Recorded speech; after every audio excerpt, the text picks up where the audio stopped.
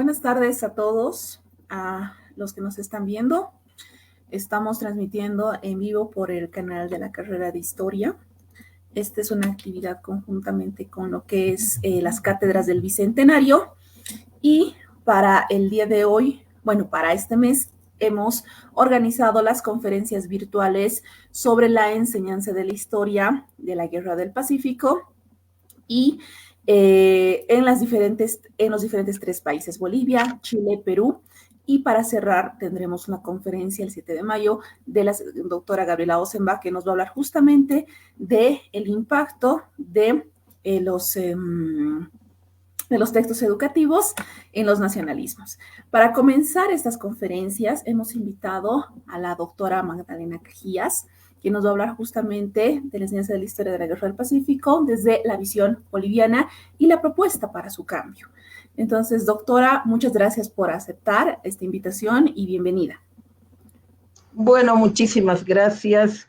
Es muy importante, creo, este tipo de debates que podamos tener y sobre todo poder tenerlos con los países que hemos estado involucrados en un conflicto realmente conflictivo, valga la reiteración, porque aunque ya ha pasado hace muchísimas décadas, creo que todavía tiene algún tipo de resonancia, desde aspectos positivos para unos, negativos para otros, pero de todas maneras está presente, casi diría yo, de manera permanente, ¿no? Sobre todo para el caso de Bolivia, como vamos a hablar hoy. Entonces, agradezco mucho a la carrera de Historia, a la cátedra del Bicentenario, a Estefanía Vargas y a todos los que en este momento están colaborando. Y bueno, después ya interactuaré con mis compañeros de Chile y Perú, que en las siguientes semanas van a tomar la palabra, y también con la compañera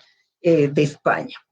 Bueno, yo quiero hacer primero una introducción de por qué me he interesado en la problemática, cómo me he ido interesando en esta problemática, y que tiene que ver, por un lado, con la historia, con la memoria, por supuesto, y por el otro, con la enseñanza de la historia. Quiero señalar que en la década del 90 yo trabajé en el convenio Andrés Bello y también en la Organización de Estados Internacionales de Estados Iberoamericanos, la OEI, donde realmente me incursioné en la temática de la enseñanza de la historia. Y esto fue una experiencia muy hermosa porque se trabajó la problemática de América Latina, específicamente la enseñanza de la historia en secundaria sobre la temática latinoamericana, hasta qué punto en los distintos países de América Latina, y ahora específicamente hablaremos de los tres nuestros involucrados en la Guerra del Pacífico, se había producido una transformación o no de la enseñanza de la historia, se hizo una propuesta, etcétera. Por otra parte, como ministra de Educación el año 2007-2008, tuve la oportunidad de estar en un momento muy interesante, ya que el año 2006 se había aprobado un proyecto de nueva ley educativa al que se denominó Ley Educativa, Proyecto de Ley Educativa Avelino Cignani Elizardo Pérez, o Elizardo Pérez Avelino Cignani, que pretendía en aquel momento ser una propuesta renovadora de la educación, ya que la anterior reforma que se había producido en 1994 tuvo, sobre todo de parte de los maestros, bastante resistencia, y estábamos ya con el inicio del gobierno del MAS, con el presidente indígena Evo Morales, y entonces se había generado mucha expectativa sobre este anteproyecto. Es verdad que cuando yo llegué al ministerio ya se había discutido en distintos lugares, y el anteproyecto va a salir de un congreso que es un congreso muy participativo. Sin embargo, ya cuando estábamos ahí en funciones, no se socializó ya mucho. Lo que sí es que se produjeron dos momentos muy significativos. Uno, que paralelamente se estaba desarrollando la Asamblea Constituyente, que, como su nombre lo dice, iba a transformar la constitución vigente y crear otra nueva constitución, además de cero, porque era una asamblea constituyente que reformaría toda la constitución. Y ahí también pudimos participar en lo que era lo que fue la discusión de los distintos artículos que iban a entrar en la asamblea, los artículos relativos a la temática educativa, y evidentemente fue un proceso muy interesante, también muy participativo, y hago hincapié en esto por lo que voy a señalar después, un proceso muy participativo en el que, por ejemplo, mucha gente llevó sus propuestas a la asamblea para que ésta las discuta, donde planteaban desde la necesidad de hacer 2 turnos o un turno completo para los jóvenes de secundaria, que planteaban de alguna organización o de alguna comunidad, etcétera, hasta propuestas más ricas, ¿no? Más importantes. Esto nos llegó al Ministerio de Educación, nos pidieron una sistematización. Ahí también pude advertir, como ya había aprendido en el trabajo de la OEI y del Andrés Bello, que uno de los focos más conflictivos de la educación hoy en Bolivia, y podría pensar por otras lecturas que también en América Latina, es la secundaria. Y al interesarme específicamente de la problemática de las ciencias sociales, también veía que en otros debates que se produjeron en Nicaragua y demás, estaba discutiéndose con mucho temor, digamos, sobre este área, que poco a poco se había ido disminuyendo su importancia y tampoco estaba muy actualizado, no se habían hecho grandes cambios. Entonces, todas estas experiencias me permitieron conocer un poco más de cerca, por ejemplo, la actitud de los maestros, ¿no?, frente al cambio educativo y específicamente al cambio curricular, puesto que la ley llevaba consigo pues la necesidad de que debía haber un cambio en el currículo, y cuando yo llegué ya se había contratado a decenas de maestros que elaboraron un proyecto que después fue aprobado junto a la ley en el año 2010, ya como ley Avelino Signani, y también acompañada de un currículo que no estaba totalmente cerrado, pero que abarcaba tanto la educación inicial, la educación alternativa, como la educación formal en primaria y secundaria. Y ahí también pude ver algunos elementos que los quiero también señalar rápidamente, pero uno de los principales es que con los cambios gubernamentales se ha ido privilegiando a lo que hoy en Bolivia llamamos los movimientos sociales. Podrían también denominarse, porque no todos son exactamente movimientos, actores sociales, ¿no? En este caso los maestros. Y se fue privilegiando su rol. Y al hacer eso, se fue debilitando la participación de técnicos y profesionales universitarios, ya sea en cómo se va a aplicar la ley, qué es lo que realmente requiere a nivel de políticas educativas, ya no de un marco nomás, y en el tema también curricular. Logramos que algunos historiadores y literatos participen en la elaboración del nuevo currículo de la ley Avelino Signani, el Estado Plurinacional de Bolivia. Y la educación liberadora, comunitaria, con todos los elementos teóricos y ideológicos con los que partía. Y ahí básicamente ha sido elaborado por los maestros. Quiero señalar para quienes no lo conocen en Bolivia y menos aún en el exterior, que en nuestro país, que creo que es el único en América Latina, los maestros se forman en normales. Tengo entendido que en el resto de América Latina solo para profesores de primaria, pero aquí también lo hacen para secundaria. Y tenemos verdaderamente un contexto que se ha ido agudizando de gran recelo por parte del magisterio, tanto rural como urbano, de que no es bueno que las universidades metan las narices en la educación pública de carácter formal, ¿no? Y esto se ha ido agudizando porque se han ido cerrando las puertas, por ejemplo, dentro del ministerio para este tipo de participación de técnicos de la carrera de ciencias de la educación o para las materias específicas, las matemáticas, etcétera, etcétera, también los profesores de estas áreas, ¿no? En realidad, este es un panorama que se ha ido agudizando.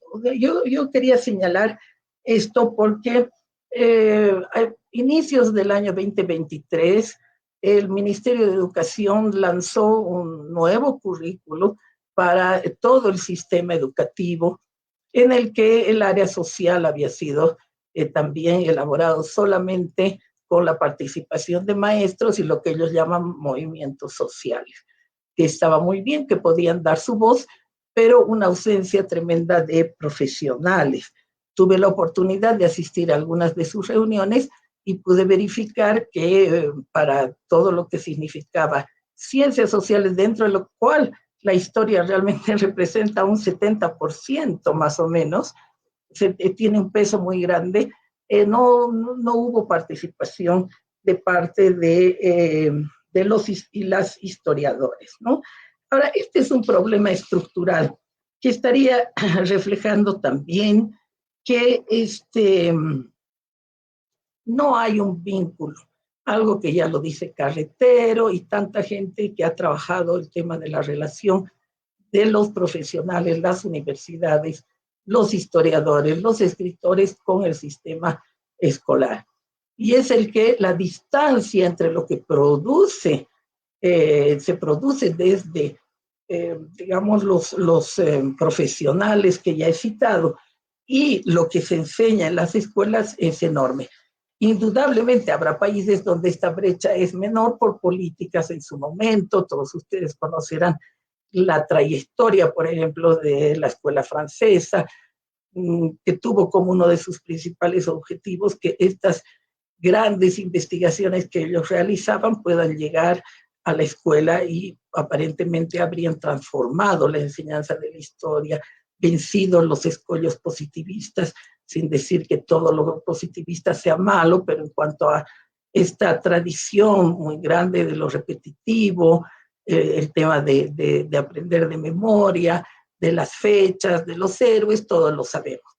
Y realmente hizo una renovación. A veces yo he sentido que la historia que se enseña en los colegios es hasta decimonónica, o por lo menos hay elementos, y lo vamos a ver, en cuanto a la Guerra del Pacífico, que vienen de las primeras décadas del siglo XX, ¿no? Entonces, en este panorama introductorio quería decir que no hay, en primer lugar, insisto en esto, los currículos y los textos escolares que derivan de los currículos y que tienen ahora enormes dificultades que no voy a detallar, ¿no? Existe una falta total de la incorporación de las nuevas investigaciones, los libros que van enriqueciendo las perspectivas de tal o cual problemática de la historia, ya sea prehispánica, colonial del siglo XIX, del XX. Hicimos con mis estudiantes durante todo el año 23 una revisión de ese currículo, haciendo cuadros comparativos de lo que más o menos se ha ido señalando como novedades, como cosas enriquecedoras, etcétera, digamos, de la reforma agraria, por decir algo, y lo que todavía la escuela sostiene que viene de trabajos muy, muy anteriores, ¿no? También las metodologías no se han puesto al día, toda la cuestión de la tecnología de la enseñanza que es tan amplia ahora, ¿no? Tampoco se ha puesto al día, ¿no? Y finalmente, aunque esto es más controversial y puede a veces llevar a discusiones algo complejas, es el tema de la ideologización. Es evidente y que el día de hoy nadie podría animarse a decir que hay una sola verdad histórica, nadie se animaría a decir que todo lo que se ha dicho hasta ahora está ya oleado y sacramentado, porque siempre la historia es tan dinámica como nuestras sociedades y siempre es capaz de irse recreando, ¿no? Sin embargo, bueno, hay algunas cosas que son sorprendentes, ¿no? En el tema de la ideologización, porque hay periodos enteros que están calificados como nefastos, como la colonia, simplemente porque la ideología que sostendrían quienes elaboran este currículo estaría realmente defenestrando cualquier periodo de estos, ¿no? Ahora, en ese marco se puede inscribir el tema de la enseñanza de la historia en relación a la guerra del Pacífico. Es realmente llamativo, ¿no? Cómo muchas de las cuestiones que parecerían ya superadas cuando se trata de los debates académicos en relación a este proceso, a este momento muy importante de nuestra historia y negativamente importante en varios sentidos, no es tomado en cuenta cuando se lleva a la escuela la temática de la guerra del Pacífico, ¿no? Entonces, eh, yo había vivido también, y perdón nuevamente referirme a una experiencia personal, la posibilidad de estar en el consulado de Bolivia en Chile durante 5 años. Y esto me permitió conocer a gente como Leonardo Jeff, que ya la conocía, ya lo conocía, o Eduardo Cavieres, por supuesto, ya lo conocía también por los encuentros chileno-bolivianos que se habían desarrollado, pero conversar mucho más de esto que son las visiones, ¿no? O las representaciones de la historia, en el caso de la Guerra del Pacífico. Y bueno, ellos decían que también, y ahora nos contarán, ¿no? Ha sido difícil, igual en el Perú y en Chile, cambiar las cosas que se han ido repitiendo en la escuela o ante la sociedad en los actos cívicos, desde la historia oficial o desde los gobiernos, se han repetido durante décadas, pero ya los escucharé a los compañeros. Y además ambos, Leonardo Jeff, fallecido ya, Eduardo Cavieres también, y bueno, desde Bolivia, quienes han impulsado todos estos debates, como Fernando Cajías, en Chile también, por supuesto, acabamos de tener un último encuentro chileno-boliviano que creo que ya es más, creo que era el 15, no recuerdo exactamente, tantas personas, ¿no?, que han impulsado este tipo de debates para la relación en general de Bolivia y Chile, pero donde siempre se ha terminado discutiendo lo de la guerra del Pacífico, daba la impresión en algunas charlas o ponencias que presentaban que evidentemente, a pesar de mucha voluntad para transformar desde una perspectiva, no la perspectiva del presente, en el sentido de que el presente nos va a llevar a borrar el pasado, sino una perspectiva del presente en el sentido del cuestionamiento crítico de lo que se ha venido diciendo, a veces como mitos o a veces como también formas de mantener a la sociedad bajo determinados criterios y no permitir que estos cambien, también ocurría, según lo que yo entendí, ¿no es cierto?, también en Chile y en el Perú, pero ya lo vamos a ir viendo, ¿no? Ahora, yo quiero referirme un poquito a un texto de justamente Eduardo Cavieres, que habla sobre la relación entre Perú y Chile, y cómo a través de un trabajo sostenido de parte de historiadores, entre los cuales está pues también el compañero Chopis, que tiene un libro excelente, ni vencedores ni vencidos, si no me equivoco, y un trabajo pues de muchísimo tiempo y tantos otros que en este momento no tendría tanto sentido nombrar, ¿no? Pero en este texto en el que habla de esos esfuerzos que se han hecho para llevar a la escuela o a un público amplio nuevas perspectivas que además tienen unos puntos de partida o unos objetivos a lograr, podía mejorarse. Pero yo quería detenerme un poquito en el texto, primero de Eduardo Cavieres y después en otro texto de Gustavo Rodríguez sobre algunos elementos en relación a lo que se ha venido repitiendo o lo que ahora están proponiendo esos autores de cómo encarar la mirada historiográfica a la Guerra del Pacífico y una mirada historiográfica que además debería tener la posibilidad de llegar al público amplio y de llegar a la escuela. Y bueno, por ejemplo, dice que es muy importante para la comprensión de la guerra de manera más objetiva y de sus consecuencias y de los que ganaron, los que perdieron, qué es lo que pasó, la contextualización. Yo ahí estoy sumamente de acuerdo porque revisando los textos escolares, lo que te enseñan de la Guerra del Pacífico no es el antes, no es tampoco el después, no es un proceso, son unos acontecimientos. Los acontecimientos que parten normalmente en el caso de Bolivia con la presencia de la empresa anglo-chilena explotando el salitre y inmediatamente la invasión a Antofagasta. Además del contexto de la vida política en ese momento en el país de Bolivia que habría impedido, por ejemplo, una reacción mejor para defendernos de esa invasión. Lo que dice Cavieres es fundamental, porque si uno revisa los nuevos trabajos sobre la Guerra del Pacífico que se han hecho en Bolivia y algunos antiguos, como más no antiguos en el sentido de que habrían pasado en relevancia, sino que son realmente ya de varias décadas atrás, donde se trabaja como el de Fernando Cajías, pero los más atrás todavía, ¿no es cierto?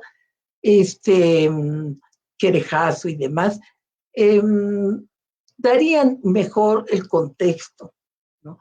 ¿Por qué ayuda el contexto? Porque el contexto permite ver realmente qué es lo que lleva a una confrontación y no a un hecho tan circunstancial como es la subida de los impuestos a una empresa, que es un argumento que lo ha sostenido la historiografía tradicional, Villalobos, A Muerte y muchos otros, que eso había provocado la Guerra del Pacífico, ¿no?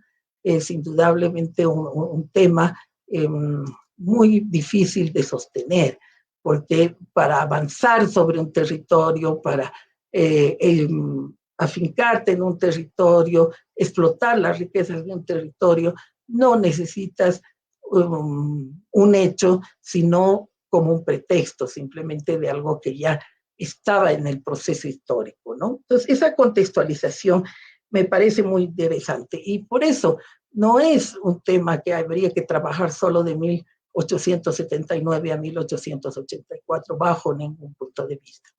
Pero ahí también hay que decir, sobre lo que señala Cavieres, que el contexto tiene que ser de los tres países. O sea, es increíble cómo en la enseñanza de la historia o cuando manejamos la Guerra del Pacífico, por ejemplo, no se discute qué estaba pasando, y estoy nuevamente hablando del público amplio, ¿no? Tanto en Chile como en el Perú. O sea, qué tipo de situaciones estaban viviendo los países. Yo nunca he oído decir, por ejemplo, algo que después alguien manejaba como hipótesis de que Chile tenía en algún momento una especie de necesidad de espacio vital más allá del que tenía, ¿no? Puede ser una hipótesis, pero, por ejemplo, eso no se discute. Está la idea de una invasión por cierto tipo de ambiciones y ya. Pero una comprensión mayor de que podía estar pasando en ese país para necesitar enfrentarse con otros dos países de sus propios vecinos, tendría que contextualizarse lo mismo que pasaba en el Perú. Está el libro antiguo también de Heraclio Bonilla, que él va a deducir o va a llegar a la conclusión que es un Estado fuerte contra dos débiles, con lo cual, por ejemplo, yo no estaría de acuerdo en varios aspectos, pero que ya es, digamos, una hipótesis como para la necesaria contextualización. El otro tema que plantea, y aquí sí me preocupa más, ¿no es cierto? Bueno, él dice también que lo que es evidente que cada cierto tiempo las versiones de la historia cambian. Pero eso se podrá decir en relación a otros temas. Aquellos que son fundantes, que son muy importantes, situaciones de revoluciones que han marcado algún cambio fundamental, o la guerra de la independencia, en este caso la guerra del Pacífico, para nosotros también la guerra del Chaco, por supuesto que van a ir construyendo nuevas versiones, aperturas a explicaciones diferentes, análisis nuevos también, ¿no? Sin embargo, por ejemplo, ahí yo no concuerdo con el profesor Eduardo que en la guerra del Pacífico se haya removido mucho lo que ocurrió, ¿no?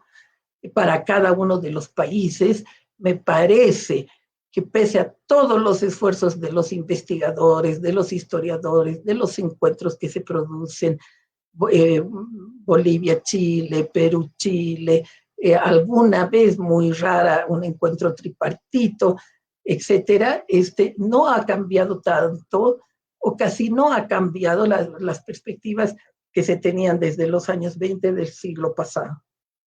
Y eso es bastante comprobable, ¿no?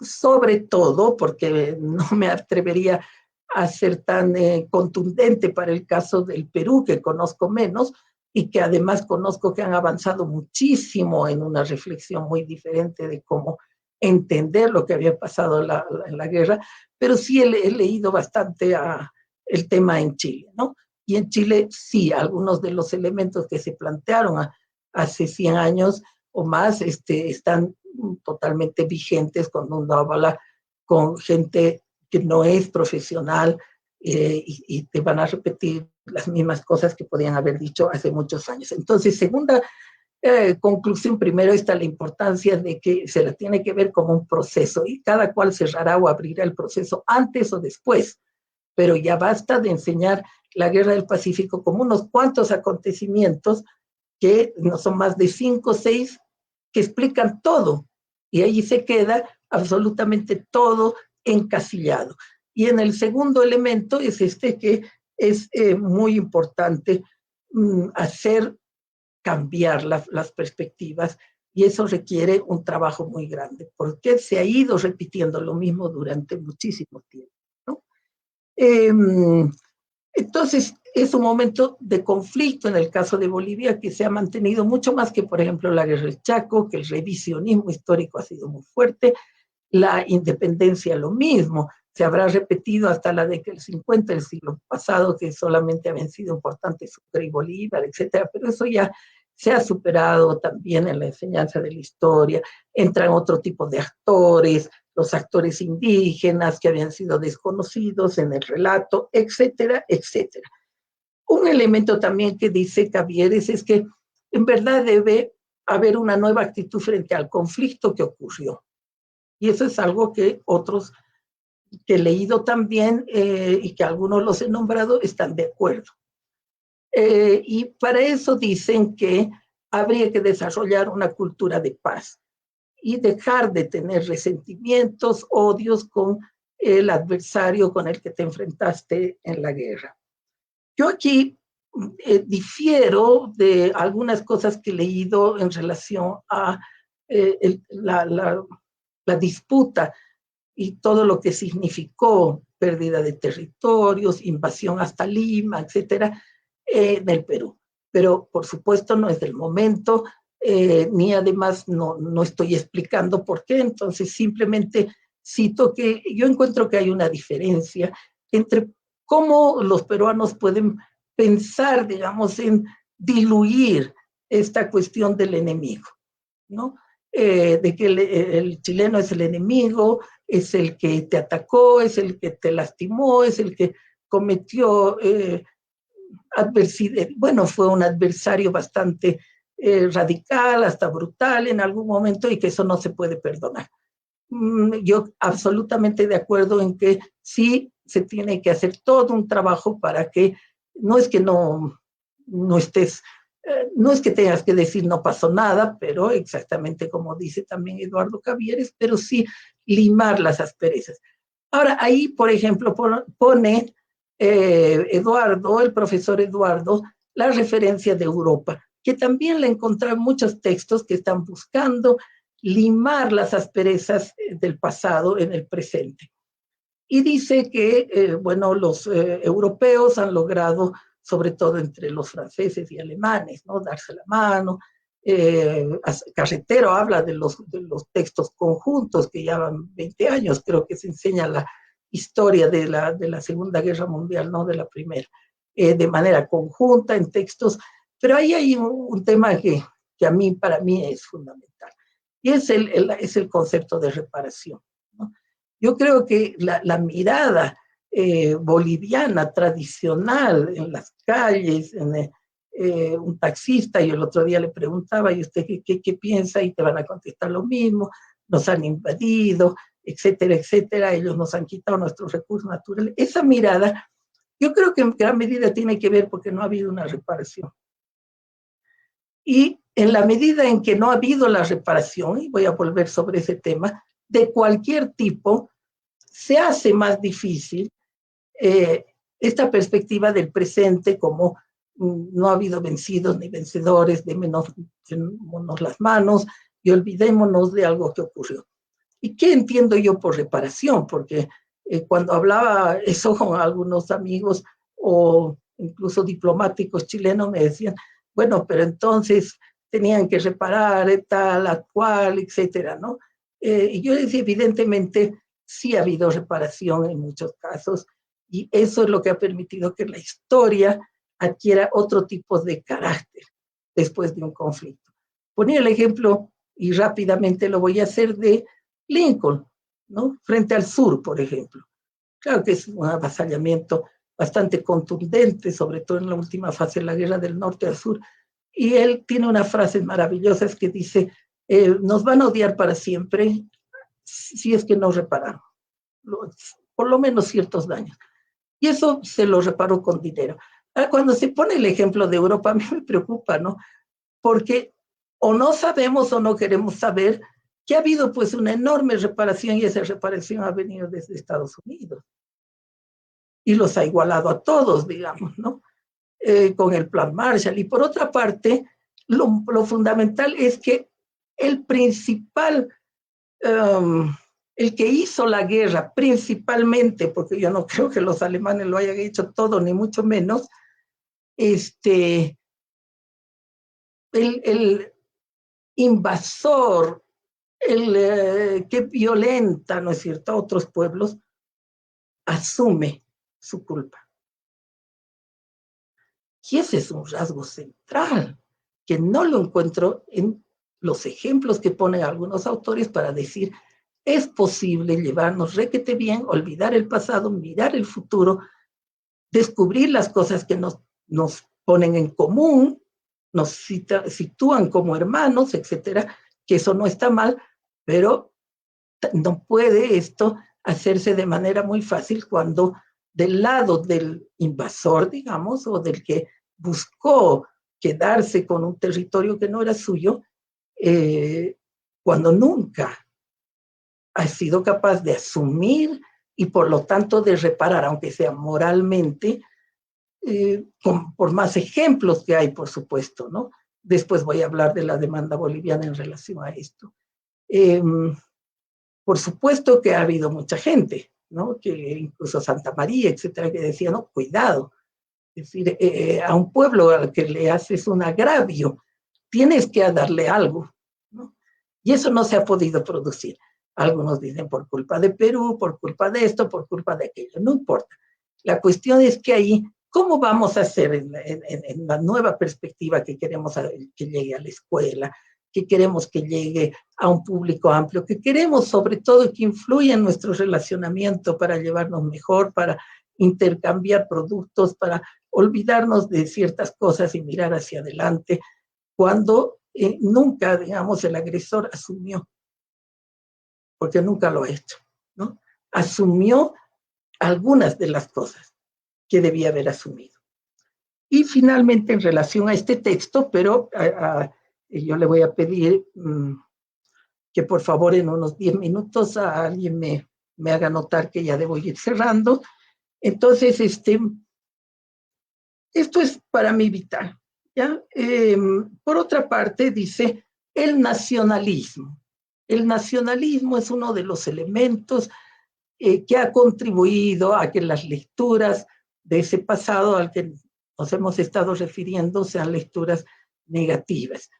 Bueno, es evidente que vamos a tener miedo a un exceso de nacionalismo. No hay que citar ya a dónde llevó el nacionalismo excesivo, radical, en relación a otros continentes, ¿no? Yo creo que tiene que haber nacionalismo. Y dentro del nacionalismo creo que tiene que haber defensa de territorio. Ahora, si estuviéramos en un mundo ideal, fascinante, de los anarquistas, etcétera, que no haya fronteras, perfecto. Si todos entraríamos en esa lógica, perfecto. Pero como el mundo no es así, el nacionalismo te permite mantener tus derechos, luchar un poco por algunas cosas que tú consideras, ¿no es cierto?, que son parte de tu nacionalidad. Y en eso el territorio es fundamental. Por lo tanto, si nosotros, los bolivianos, creemos que una parte de un territorio que sí nos pertenecía se nos ha arrebatado y que eso no ha sido lo mejor que nos podía haber pasado, no es un nacionalismo malo. El nacionalismo equivocado, creo yo, es el agresor. El nacionalismo que considera, ¿no?, que tiene derecho a colonizar, que tiene derecho a practicar el imperialismo, a hacerse de territorios, etc. Pero un cierto nivel de defensa de lo propio es absolutamente lógico en nuestro mundo. En un mundo ideal, por supuesto que no, ¿no? Muy bien, entonces paso, porque bueno, 2 o 3 temas más, pero no creo que tendría que ya hacerlo, ¿no? Al otro texto, que es el de Gustavo Rodríguez, que tiene el título La Guerra del Pacífico y la emergencia del nacionalismo en Bolivia, que, bueno, él señala también que alrededor de la Guerra del Pacífico ha surgido un nacionalismo. Pero él piensa, y no es que piensa, sino que ha investigado los contextos que se van produciendo, que esto recién surge en la década del 20 del siglo XX, justamente. ¿Por qué? Porque inmediatamente concluida la guerra, según él, siempre hubo de parte de Bolivia la esperanza de que se iba a solucionar nuestra salida al mar. Todavía se pensaba de que un acuerdo iba a ser posible para esta discusión a la que, bueno, no vamos a entrar, de Arica, ¿no? Arica y Tacna, y fundamentalmente Arica para los bolivianos. El acuerdo, el tratado de 1904 ya había sido un balde de agua fría, pero como todavía había esta idea de que el tratado había sido firmado por unos traidores, y no sé qué, en la década del 20 se usó mucho los republicanos contra los liberales, que era posible modificar algo, por eso fuimos a la Sociedad de Naciones, por eso tocamos puertas, etc. Cuando este optimismo se va diluyendo, empieza a surgir ya lo que está el día de hoy afincado, ¿no? Que es esa retórica, es ese discurso de rencor, de frustración, de la pérdida de la salida al mar y del sentimiento de que ha habido un país que nos ha arrebatado algo que nos pertenecía de manera injusta, ¿no? Esto es lo que ha quedado y ha ido de mano, digamos, de la mano, todo el desarrollo de una serie de interpretaciones que se han ido repitiendo. Y una de ellas es, por ejemplo, que los bolivianos habíamos perdido, no nos habíamos defendido cuando la invasión de Antofagasta adecuadamente, porque teníamos un presidente que estaba festejando el carnaval y que no había dado una respuesta, cosa creada por, lo dice Gustavo, por Alcides Arguedas, conocido por su perspectiva racista, aunque en la novela sea indigenista, pero digamos en la historiografía, en su historia de Bolivia del año 1922-23, planteó esta perspectiva de que los cholos que en ese momento estaban en el poder, para quien no entiende el concepto, los mestizos, uno de esos era el presidente del momento, Daza, habían entregado por ineptos, por borrachos, etcétera. Pues hagan una encuesta en Bolivia de gente común. Pregúntenles por qué hemos perdido el Pacífico. Estas cosas absolutamente se repiten, pero paralelamente el Estado, a pesar de que habíamos aceptado que éramos muy poca cosa para llevar adelante una guerra, porque nos gustaba más el carnaval, y eso se les dice a los jóvenes de ahora, hasta ahora, se fue desarrollando la cuestión cívica, que va a ir adquiriendo muchísima fuerza y cuyos detalles los voy a pasar un poco, pero bueno, está en la creación de la Plaza Baroa en la década del 20, donde se va a levantar el monumento en el año 47, por ahí, y finalmente se van a repatriar los restos de Baroa, y todos los 23 de marzo se va a hacer estos eventos recordatorios, pero con el carácter de antes, de siempre, ¿no? ¿Qué es esto de recuperemos el mar que nos pertenece, el mar que se nos ha quitado? Muy bien, en el poco tiempo que tengo, yo voy a saltar algunas cosas, ¿no? Así también, esto no quisiera saltar, dice Gustavo que ya se hace la galería de los héroes, aunque yo decía que otro héroe. Gustavo habla de héroes, pero yo creo que hay uno, ¿no? Que es Eduardo Baroa, quien dijo rendirme yo, que se rinda a su abuela Tantán, y este personaje va a quedar sí como algo positivo. Una persona que estando en el lugar de la invasión en Calama se va a organizar con otros mineros, con otros bolivianos, pocos que estaban ahí, van a defender, ¿no? Pero no hay más, no hay más. Es un personaje, y hay otros que tuvieron un rol muy importante, que no son nombrados en la escuela, que no son nombrados en nuestra vida diaria. Hay uno que va a representar, me imagino, a los demás, pero es uno ahí elevado muchísimo y que todo el tiempo lo vamos a ver como quien nos defendió, ¿no? Muy bien, ¿qué se puede hacer hacia adelante?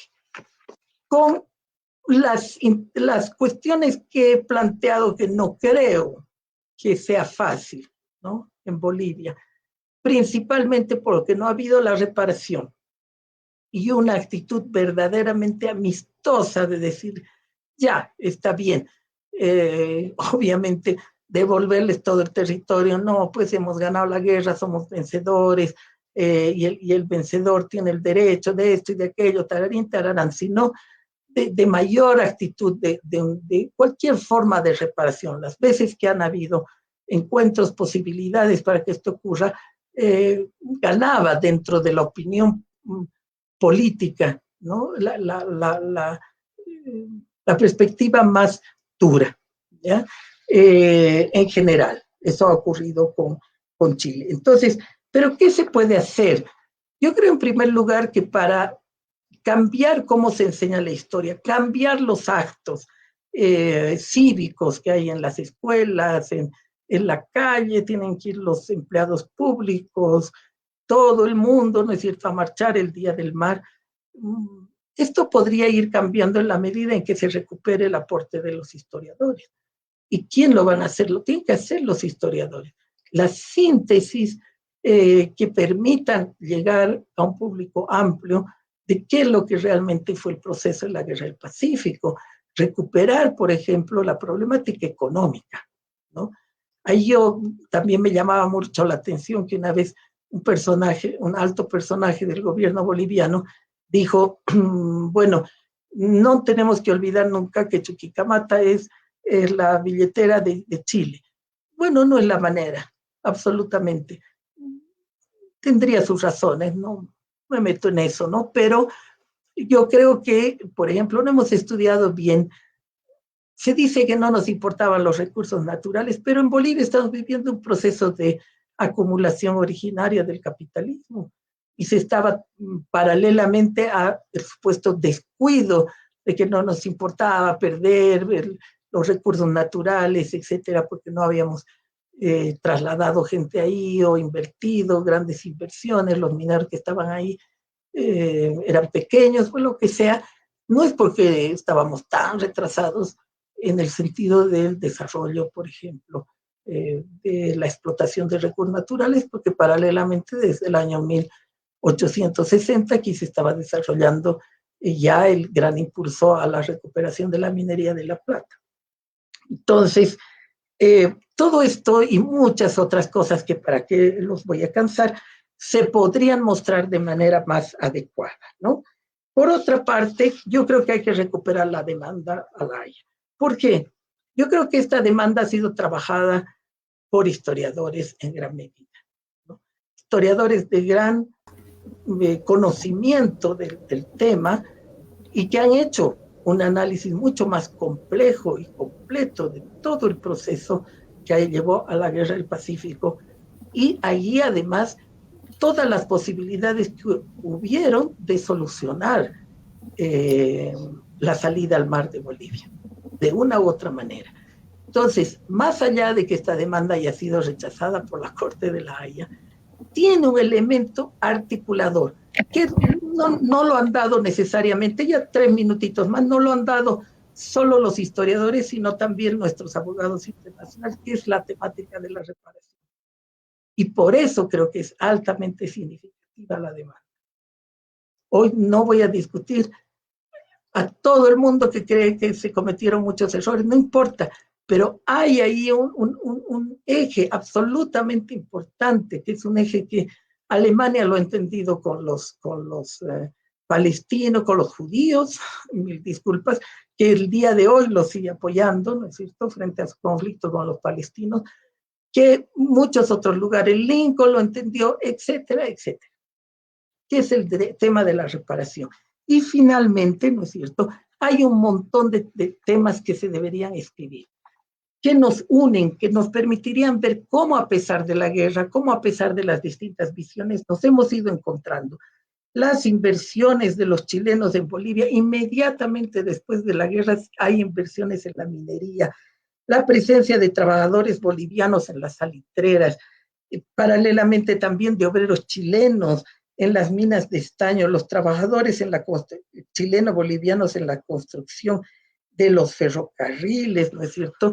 La importancia del apoyo de Chile en nuestra primera gran reforma, la reforma educativa liberal, la participación de los chilenos a favor de Bolivia en la guerra del Chaco, la presencia de familias bolivianas en Chile con gran trayectoria como los Lutzich, los Gumucios, etcétera, las migraciones bolivianas y su aporte a la sociedad chilena, etcétera, etcétera, la relación entre nuestros pueblos indígenas de la zona del Atacama, los intercambios culturales, ¿no? Los exiliados bolivianos que siempre han sido bien acogidos en Chile, el comercio, etcétera, etcétera. Entonces, creo que me he excedido un poquito y aquí realmente ya concluyo agradeciéndoles y disculpándome si alguna perspectiva no va a ser compartida por todos. Muchísimas gracias.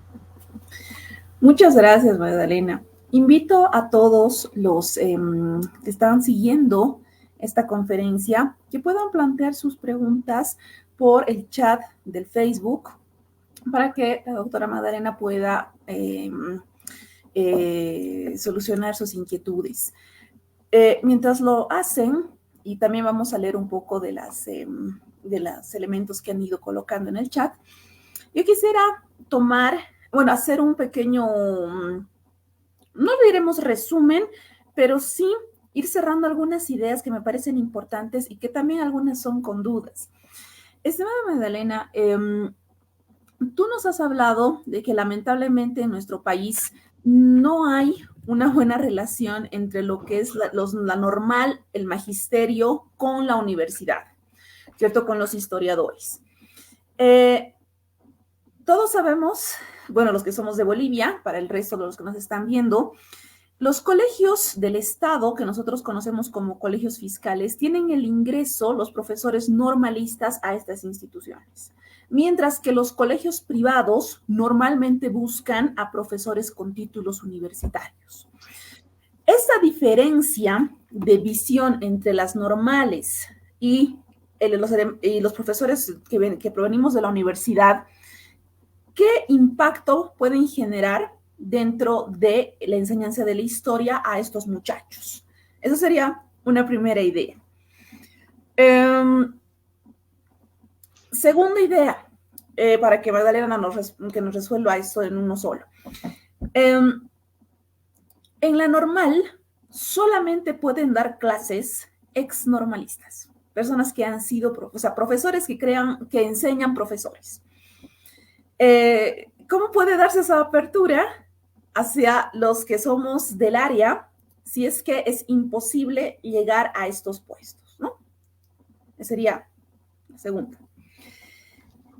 Si no me equivoco, tú como ex ministra, me imagino que debes conocer mejor, la Guerra del Pacífico se enseña a muchachos más o menos en quinto de secundaria, si no me equivoco, entre los 16, 15, 16 años, ¿verdad?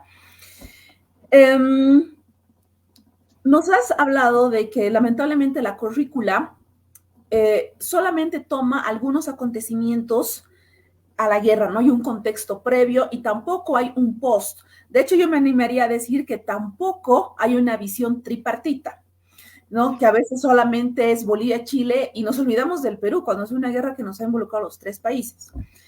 ¿Tú crees que está bien llevar a esa edad? Porque claro, los chicos salen de 17, 18 años del colegio, ¿no? Que está bien enfocado a que la guerra se lleve a esa edad. Y segunda, bueno, en relación a esto, hay en algunos lugares que comienzan esta enseñanza de la historia de la Guerra del Pacífico en niños más pequeños, justamente porque son los que acuden a la actividad del 23 de marzo, que es el desfile por el Día del Mar. ¿Está bien seguir con esta historia decimonónica de héroes, mitos? Porque claro, es muy difícil a un pequeñito explicarle un contexto cuando recién está dando sus primeros pasos en el área escolar y pues no dejemos de lado que estos pues está muy ubicado con nuestros nacionalismos, ¿no? Esto sería por el momento, no sé si nos puedes hablar, Magdalena, al respecto. Muy bien, sí, rápidamente también. Bueno, la relación con los profesores es muy mala, los profesores normalistas. Han habido experiencias muy buenas, una de la Facultad de Humanidades que logró algún momento estar a la cabeza de las normales, pero las dirigencias acabaron ese proceso dirigido por el decano Guillermo Mariaca en la década de los 90. Y bueno, de los colegios privados, yo no sé si enseñan mejor, porque si uno ve Santillana, los libros que ellos usan, tampoco hay una perspectiva mejor en la Guerra del Pacífico, sí en otros temas. Pero creo que la Guerra del Pacífico es el mayor estancamiento historiográfico que tenemos, a nivel del público en general y del este. Entonces, ahí yo creo que, ya hablando de la parte de la solución, de que si los normalistas no nos aceptarían, y qué se puede hacer, yo creo que hay que hacer una comisión, ¿no? Y recuerdo que en Estados Unidos hicieron una comisión para cómo se iba a enseñar la guerra del Vietnam. Y eso se debatió incluso a nivel del Parlamento norteamericano. El anteproyecto que sacaron los historiadores. Yo creo que tendría que haber una comisión, porque la guerra del Pacífico la tenemos que estudiar en el colegio sí o sí. Y esta nos marca muchas cosas en cuanto a nacionalismo, identidad, etcétera, etcétera. Debería haber una comisión en la que se reúnan profesores de historia de la universidad, historiadores especialistas en el tema y profesores a trabajar el tema de la guerra del Pacífico. Así de importante lo veo yo. El tema de la edad, siempre les dan desde chiquitos, pero justo sobre todo la temática más positivista, ¿no? O sea, unos cuantos hechos y que esté la verdad y es una verdad incontestable. que se les da por lo que tú has dicho. Los preparan para el Día del Mal y ahí les dan la Guerra del Pacífico, pero ya sabemos cómo. Y evidentemente, quinto, sexto de secundaria ya se la analiza un poquito más. No quiero ser tan pesimista, pero debía haber leído en el último texto escolar que la Guerra del Pacífico es una página y es llena de adjetivos respecto a los chilenos, etcétera, ¿no? Entonces, la visión tripartita, sí, yo creo que esa comisión es que tal vez se puede pensar que es algo muy fuera de la realidad, pero se ha hecho en otros países, o sea, entre Francia y Alemania solo han visto la guerra en común, nada más, ¿no? Y además que tenemos entre chilenos y bolivianos un largo recorrido de encuentros, larguísimo recorrido de encuentros, de debatir qué nos une, qué cosas positivas, qué cuestiones han sido fundamentales en nuestro encuentro como pueblos hermanos, etcétera, y todo eso debería entrar dentro del proceso de enseñanza. Gracias. Voy a ir leyendo algunos comentarios de nuestros seguidores por Facebook. Bueno, algunos son solamente comentarios, vamos a darle mayor prioridad a las preguntas. Está bien escuchar también para interactuar, ¿no? Que nos interesa que nuestros seguidores, pues todo lo que nos escriben. Aquí tenemos que hablan justamente de la currícula inventa mitos. Y esto pues un poco perjudicial. Nos hablan de Juancito Pinto, Genoveva Ríos, ¿no? La actuación en la batalla del Alto de la Alianza. Y bueno, eso también tendría que ser revisado por la currícula.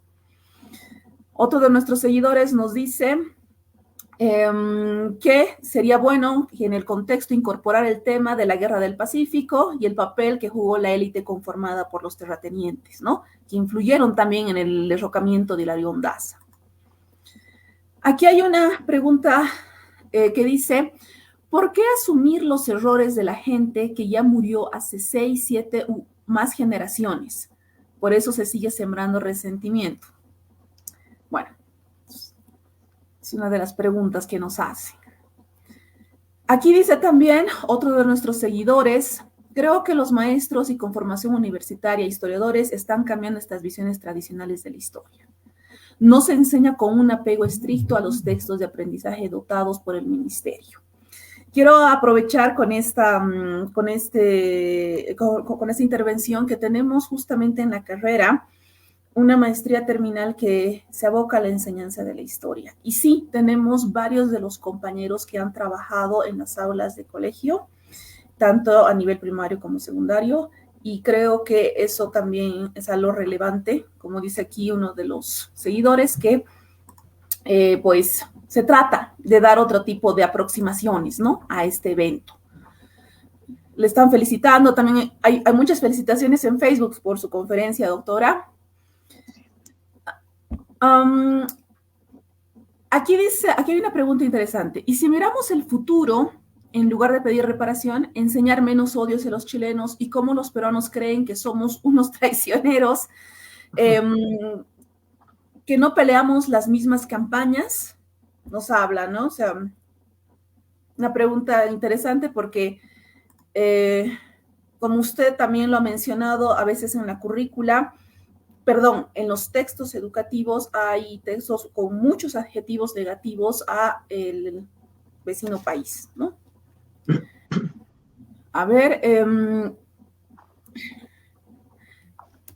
¿cómo podemos comprender de manera integral la idea de reparación alrededor de experiencias catastróficas? Qué buena pregunta.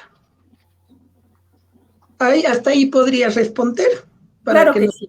Ya. Claro que sí. Muy bien.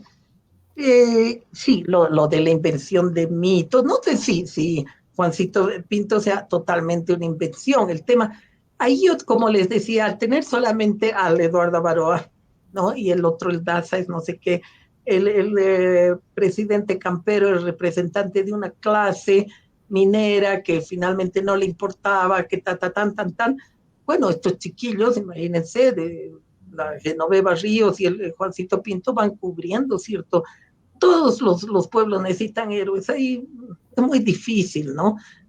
No tener referentes, porque habría que llamarlos en la historiografía referentes, no héroes, y eso les daría otro nivel, ¿no?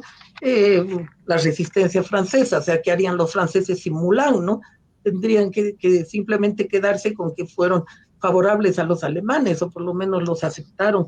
Y este otro cambia la historia, porque había uno que resistió a los alemanes, así que héroes sí se necesitan. Ahora, este tema de las élites o el papel de las élites, como quieran pronunciarlo, sí ya se ha ido incorporando, ¿no?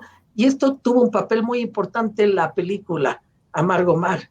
Y también el que los historiadores empiecen a decir, ojo, ¿no? Aquí había relaciones muy estrechas de mineros de un lado y del otro, y hubo un papel de las élites de determinada manera, pero también es poco contextualizado, entonces siempre van a aparecer como los malos de la película cuando hay otras condiciones que se están produciendo, ¿no? Ahora, es verdad que los maestros no son pues unos seguidores a pie juntillas de lo que dice el ministerio. Yo tengo una gran admiración por la búsqueda de parte de los profesores de textos que les permitan ampliar sus conocimientos y dar perspectivas mucho más novedosas, etcétera. Pero el currículo, mis compañeros, que tal vez hay algunos maestros que están escuchándome, y yo he podido conversar mucho con ellos en relación, por ejemplo, a las ciencias sociales. Ahora se está creyendo que la historia crítica es encontrar los culpables en las élites, en los colonialistas, etcétera, y ahí también falta pues un poco de asentamiento del conocimiento, no solamente cambiar los actores o incorporar el actor indígena para decir que fueron parte de la guerra y los maltrataron solo a ellos, digamos, ¿no?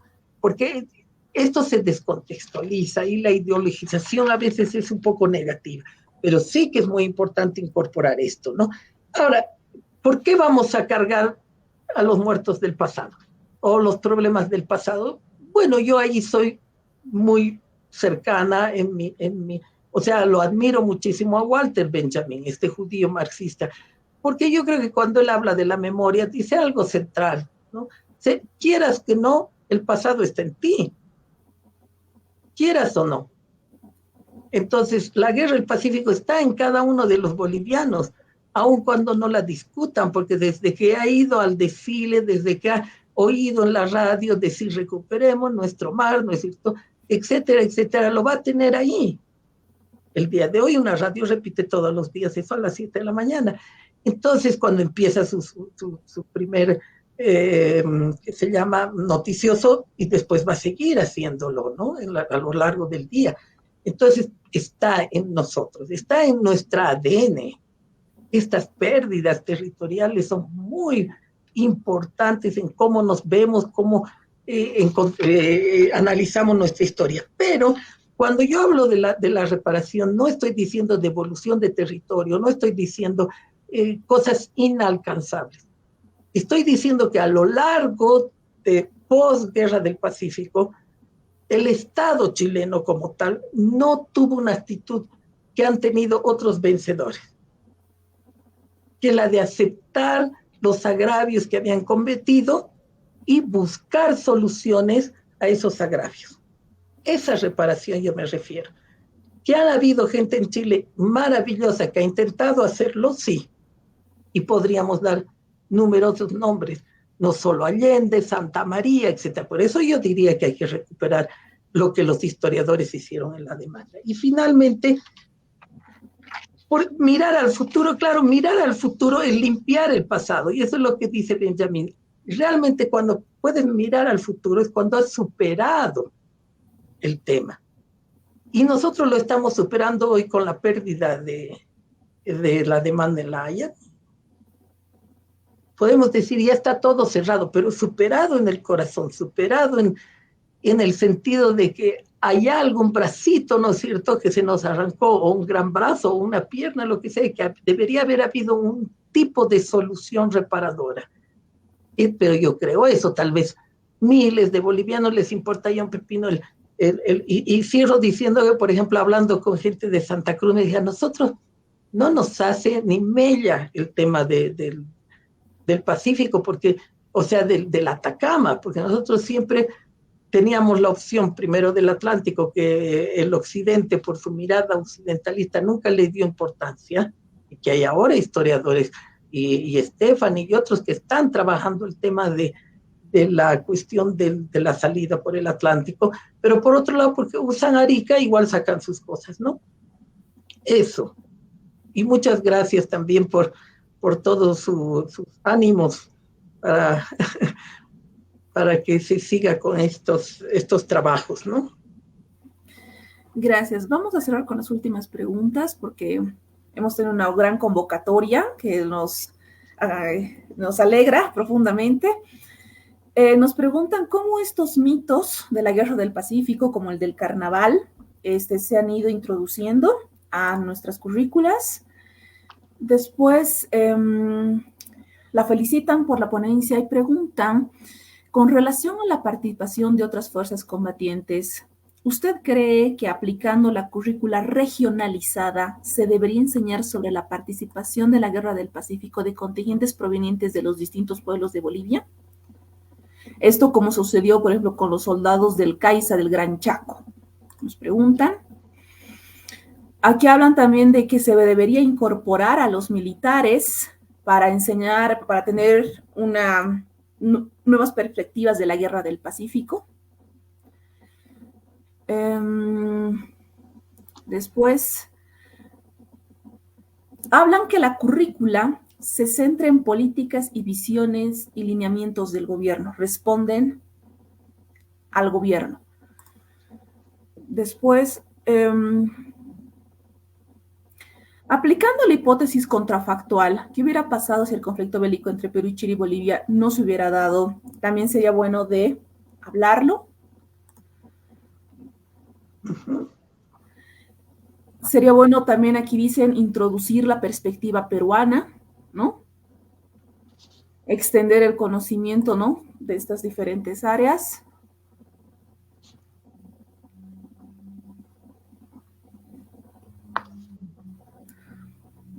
Los docentes enseñan una historia discernida desde los hechos en concreto, fuera de intenciones ideológicas, y se podría decir que hay cierta capacidad para la comprensión de dicha enseñanza en los estudiantes de los últimos cursos de secundaria, preguntan.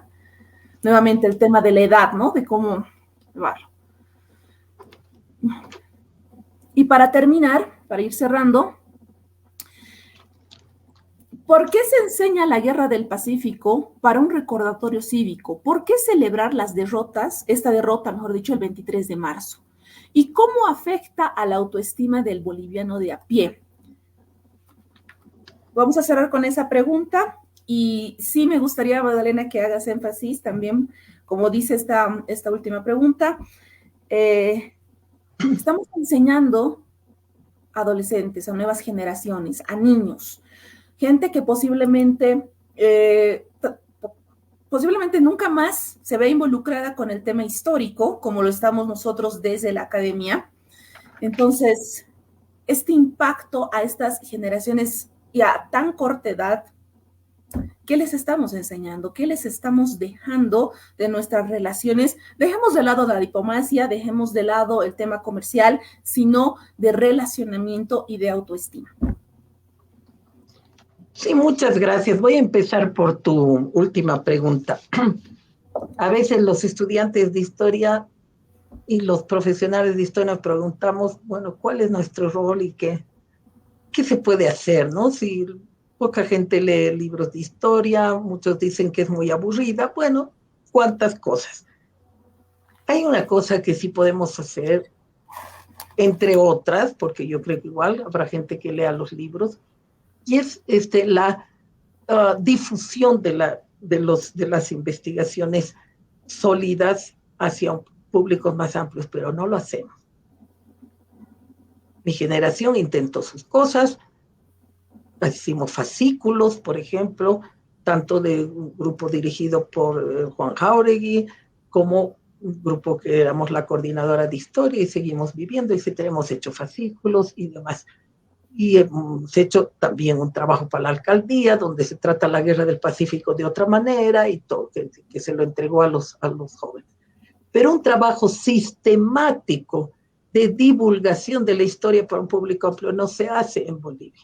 Y digo en Bolivia porque tuve la oportunidad de hacer mis estudios superiores en México y ver cómo en el Colegio de México se hace un trabajo sistemático para la transformación de la enseñanza en la escuela. Y así seguramente en otras partes. Tampoco hemos logrado, digamos, abrirnos hacia lo tripartito. Me parece fundamental, ¿no? Sí, algunos encuentros con los compañeros peruanos que tenemos tanto para hablar con ellos, ¿no? Pero en lo concreto, en la guerra del Pacífico, se repite mucho que el Perú ha tenido la culpa, ¿no? Por haber hecho su acuerdo en los años 20, sin consultar, o 29, si no me equivoco, y porque en Charaña dijo que no quiso meterse mucho en un momento clave, ahí, que dio la vuelta a la cosa, etcétera.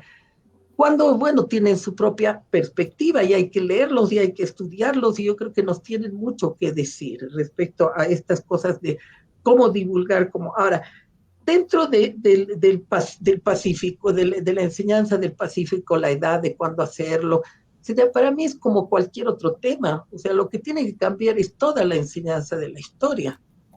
Toda la enseñanza de la historia que se da en el colegio tiene que cambiar en sus metodologías. Habrán profesores seguro actualmente presentes, quizá en esta charla, que hacen, por ejemplo, preguntas a los estudiantes, contextualizaciones, les hacen leer previamente textos para que discutan, para que lleguen a ver perspectivas diferentes de un mismo tema, pero también que vayan ya a una edad, ¿no es cierto?, de 15, 16, 17 años, lean textos actualizados, ¿no? Y ya no solamente esos resúmenes de los textos escolares que son terribles, y ahora tenemos todas las herramientas visuales, etcétera, como para trabajarla. Y hay, aunque no tendríamos que centrarnos solamente en la enseñanza de la historia, en las guerras, por supuesto que no, pero sí en los hechos que han marcado muchas de las perspectivas que tenemos, ¿no? Decían de lo regionalizado, obviamente, aunque una vez que se habló de cuáles deberían ser temas nacionales y cuáles regionales, yo creo que un tema nacional, la guerra del Pacífico, la cuestión es que los currículos regionales tendrían que discutir desde lo nacional y desde lo local, porque evidentemente hay mucho que se puede decir desde las regiones. Y yo leí un texto de un inglés que habla de los 3 ejércitos, el boliviano, el chileno, el peruano. Bueno, ahí yo me quedé impresionada de la valentía que tuvo el ejército boliviano en varios momentos, ¿no? Y él lo explica muy bien. Sin embargo, decimos, ay, que hemos perdido porque nos escapábamos, o los chilenos escriben mucho de que nos escapábamos de las batallas, que se abandonaba, que los soldados se escapaban, desertaban y tal. Bueno, en ese libro nos muestra, por ejemplo, cómo los soldados bolivianos iban sin uniformes, sin alimentos, si no era por las rabonas que les cocinaban, se hubieran muerto de hambre. Entonces, ¿qué te hace ver eso? Un Estado que no vela por su sociedad, ni siquiera cuando la está mandando a la guerra. Estamos hablando de fines del siglo XIX. ¿Qué le pasa a ese Estado que ni siquiera vela por los ciudadanos que están yendo a defender un territorio, ni les mandan alimentos, ¿no? Entonces, esas cosas, por más dolorosas que sean, ese conocimiento acumulado que tenemos ya del proceso de elementos que nunca se han trabajado con cuidado, ¿no? Entonces termino insistiendo. Bueno, hay una pregunta contrafactual. No me gustan mucho las preguntas contrafactuales para el ámbito social. Sí me interesan para el ámbito económico, porque ahí puedes hacer cálculos y decir cómo ese estudio, ¿no? Si los esclavos negros hubieran sido liberados antes, hubiera sido mucho más barato, digamos, el desarrollo de no sé qué cosa que con los esclavos que finalmente costaban mucha plata. Bueno, las hipótesis contrafactuales en lo social son muy complejas, ¿no? Así que realmente yo no sé qué hubiera pasado si el conflicto bélico no se hubiese dado, ¿ya? y eso que me pregunto, como nuestra autoridad, ¿qué hubiera pasado con Chile sin los territorios con los que se quedó? Porque me daba cuenta de la gran importancia cuando he vivido ahí, que tiene, por ejemplo, Chuquicamata, de la cual nosotros no hablamos. Y es una mina que está en Calama, ¿no? Y es la mina más importante de cobre de Chile. Es decir, sí, podemos hacer algunas preguntas contrafactuales. ¿O qué hubiera pasado si nosotros, además de estaño, teníamos cobre y todavía un tiempo salitre? ¡Wow! Difícil. Y cierro diciendo, insisto con el tema de estudiar como proceso, con sus dimes y diretes, con distintas perspectivas, y la necesidad de crear una comisión para la enseñanza de los conflictos en Bolivia, ¿no? Que pueda abarcar el Chaco, que pueda abarcar la pérdida, por ejemplo, también territorial con el Brasil, y la guerra del Pacífico, como una temática a debatir por parte de los jóvenes de secundaria. Muchas gracias, Magdalena, por tu conferencia, por resolvernos nuestras dudas, por apoyarnos en nuestros comentarios. Quisiera aprovechar que justamente entre los participantes a esta conferencia están justamente los profesores del Colegio San Calixto de la ciudad de La Paz. Tengo entendido que van a tener un encuentro de profesores del área de ciencias sociales de los colegios jesuitas de La Paz, Perú y Chile. Oh, ¡qué belleza! Que nos inviten, por favor, de oyentes en la última fila. Esperemos a ver que nos tomen en cuenta, aunque sea para ver los textos finales. Estamos muy interesados en el trabajo que podrían realizar. Evidentemente, eso está lejos todavía de que sea un acercamiento a nivel nacional de los tres países, pero ya esta iniciativa desde la Compañía de Jesús para poder tener un acercamiento desde las áreas sociales entre los estudiantes, bueno, a partir de los docentes, pues me parece genial. Entonces vamos a estar, los estoy comprometiendo, yo sé que me están escuchando, y estoy segura que Magdalena también y la carrera está interesada. Vamos a cerrar esta conferencia invitándolos a la siguiente, que es justamente la visión desde la parte peruana, con el profesor José Chaupis Torres, desde la Universidad Mayor de San Marcos del Perú, con la conferencia La enseñanza de la Guerra del Pacífico desde las emociones, entre el currículo de historia y los materiales educativos. Esto el lunes 22 de abril a las 6 de la tarde.